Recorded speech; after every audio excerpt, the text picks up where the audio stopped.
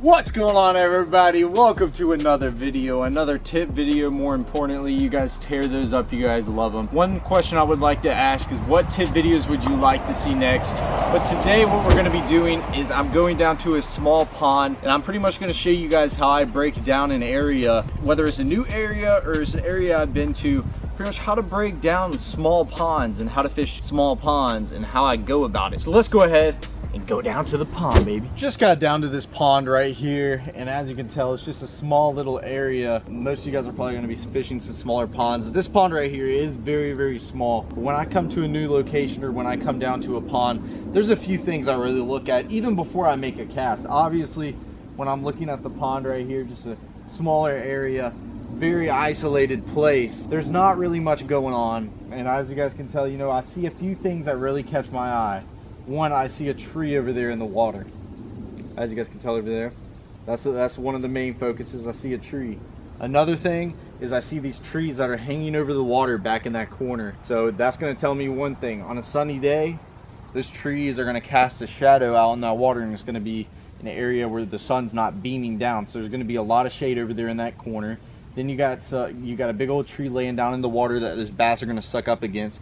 I don't care if it's cloudy, sunny. On a sunny day, more importantly, they're going to tuck up under that tree. But most of the time, especially largemouth bass, they love trees, they love wood. As I look around the pond, I really don't see much. You know, I don't see much more. As I start to cast, I'll realize that, oh, there's some grass right here. Oh, there might be some like rocks underneath the surface. But there is one thing I see right here.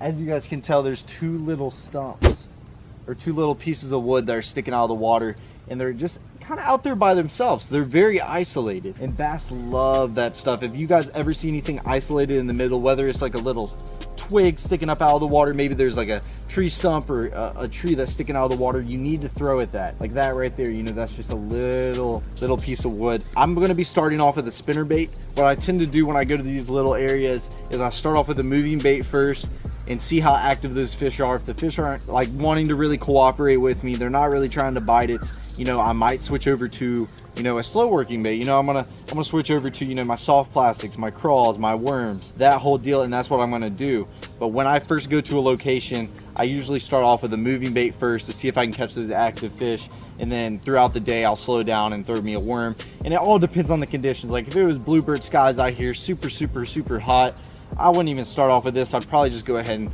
move over to my crawl or my worm. If you guys want to check out my other tip video where I talked about my crawl, where you can pretty much work it all different ways, that's another good option, especially if it's super sunny outside but you want something to throw around moving anyways. But as you guys can tell, that isolated cover right there, I got this old spinner bait, some Colorado blades, and then I actually painted some of the blades red. This is the Fish Head spinner baits Primal series with a little trailer hook on it. You got this very dirty water. You got a little bit of cloud cover in the sky, not too much sun, no wind at all, but I want to slow roll this through. Let's make a cast right out there. I promise you guys, like 90% of the time, there's gonna be a fish on structure like this, or these little trees. There's gonna be a fish on that stuff. Maybe he's not wanting something moving today, because I promise you, especially in a small pond like this, there's not going to be too much. You know, maybe some ponds that people go to, there's going to be a lot of laydowns in the water. Maybe there's a lot of rock, you know, who knows, whatever it is. But especially on a place like this where there's really not much, like I said, there's a tree over there, and then there's like these little trees that are hanging over, and I know there's going to be a little bit of shade back in this corner. But you know, the one thing is, there's not too much stuff for these fish to hide on. There's not many rocks. I haven't seen any rocks at all. You know, there's not too many trees. So when I see something like that, I'm 100% casting at it. But I'm just gonna start going down this bank right here, fan casting, see if they're gonna try to eat this moving bait. So I've been throwing this around for quite a second. I didn't have any bites on it. I'd really like there to be some wind out here, especially when throwing a spinner bait. It's just something I had on my rod, and I was like, I'm gonna take it down here and throw this as my, you know, moving bait and see if I can catch any active ones. But I'm actually gonna cut this off, tie on a Texas rig, put a regular Zoom speed crawl in there, and we're gonna go around and catch some fish. We're gonna work it on the top, we're gonna walk it on the middle and on the bottom, and see if we can catch some of these fish out here. Instead of a Zoom speed crawl, I actually got a little rage crawl on. Got a little lead bullet weight, little EWG 3-aught hook. I'm gonna go down this bank, cover some water with this thing. I'm actually gonna reel it at the top of the water to start off with, especially in this little, actually had something hit it right there. Right away, right off the bat. It's gonna cover a lot of water. I don't know if you guys watch some of my videos, I'm a big fan of throwing a rage crawl on top of the water and right below the surface and actually reeling it rather than just using it as a little flipping bait. I'm a big fan of using it as a, you know, moving bait and a slow moving bait at the same time. Oh yeah. Oh my gosh, it's a huge one. I saw him come right off. Hook him right up on the bait. There we go, baby. He ain't a monster, but he's a good quality fish. Oh man, what a beautiful one right there. Let me tell you guys something right now. Look at that.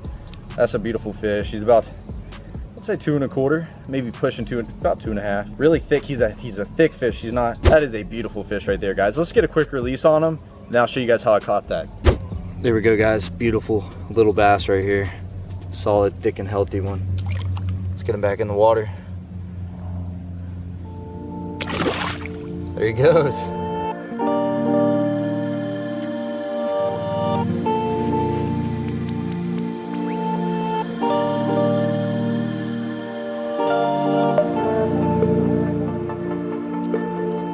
So everyone, at the beginning of the episode, I threw my spinnerbait past that little isolated cover, and how I was talking about that when pretty much you see, you know, any sticks or anything literally sticking up by itself out there in the middle or whatever it is, a majority of the time you're gonna catch, you know, a big fish on that stuff. So what I did is I casted this crawl past that really at the top of the water a couple of times. He didn't even, you know, it didn't even phase him. Then when I cast it right next to that left-hand side of it, landed right next to that little stump, I pretty much saw a wake in the water to the left of my bait, and from there I was about to say, you know, he's about to eat it. I felt him tick it one time and he had it.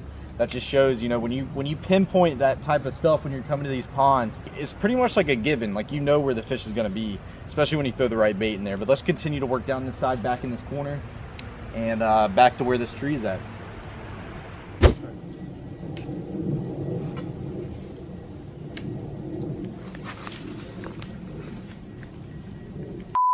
I cannot believe that. Guys, I cannot believe that. That's unbelievable.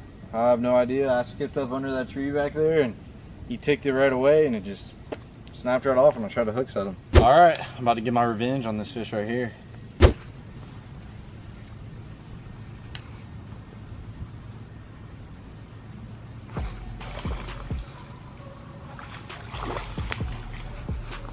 That was the awkwardest hook set I've done in a minute. I'm like under some trees. It's really hard to hook set back here. But wow, second fish of the day. Exactly where I called him out. I said there was going to be one on that tree right when I got out here, just like I did on that little isolated stump over there. In both the locations, there was some fish on. As you guys can tell, a little pretty dark bass right there, right off that tree.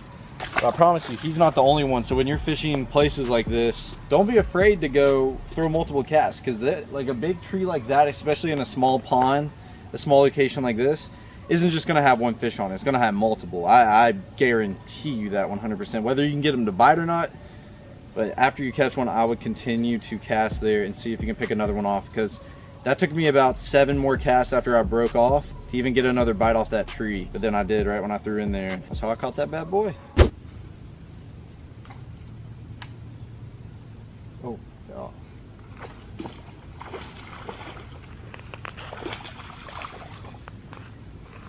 Two casts right after that one in the same exact spot, caught another fish. Shows you right there.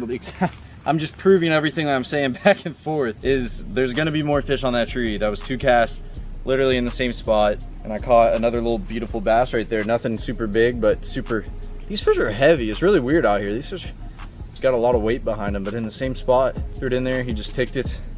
Beautiful little bass.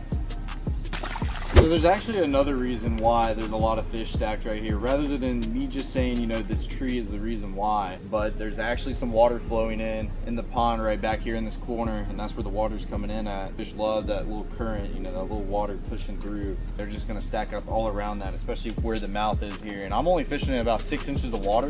With largemouth, you're not really gonna have to worry about that much. You know, these largemouth, they get up in the nastiest stuff. And you guys would be surprised where I've caught some largemouth. It just blows my mind every time I catch a largemouth in some crazy areas. But I mean, that's just, it's their natural thing. I mean, they're everywhere. They hang out in all this nasty, dirty stuff where you really don't think a fish would be.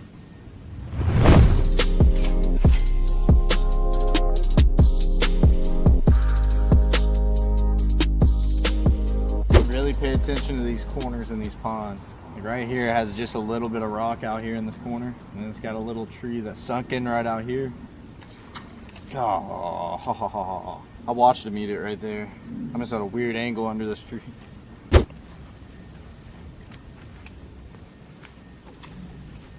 Right in the corner where I said he was going to be.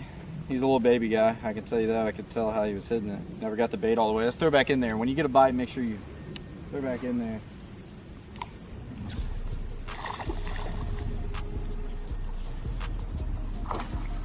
It was actually a different one. I was just swimming that crawl that time instead of working on the bottom. I just swam that thing right by. This fish just came out of nowhere and just annihilated that thing. Pretty little fat guy, I can tell you that. Nothing big, but look at that little belly on that thing. Let's throw it back in that corner and see if we can catch another. Another thing is, you guys see that tree right there, how it kind of hangs over? And with the sun glaring down this water, you can tell that it's leaving a little shade right under that tree. Sorry about the quality, guys. My camera actually died and I'm having to switch over to an iPhone now. But as I was saying, there's that tree that hangs over, a little bit of shade underneath the tree. There should be a fish under there. Not always, but there should be a fish. That's one of those things that you need to cast at. Now this is the perfect corner. This is actually where that tree is, the same tree. A lot of shade right here. Then you got that water flowing to the left-hand side where that water's coming in.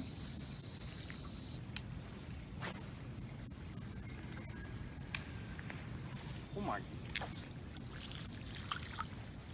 That was insane.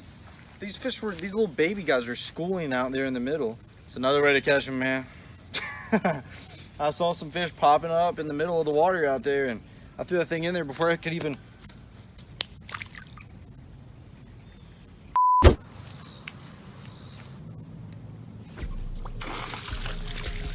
Just like that.